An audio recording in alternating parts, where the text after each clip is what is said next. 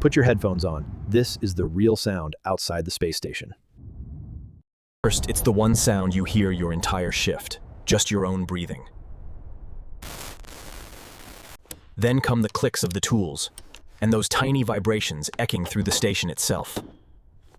Sometimes it's your crew's voice on the radio, and then everything sinks back into almost complete silence.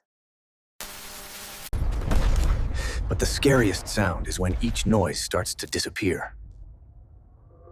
Out here, if you can't hear anything anymore, it means something is really wrong. You've just heard a tiny part of what a shift outside the ISS sounds like.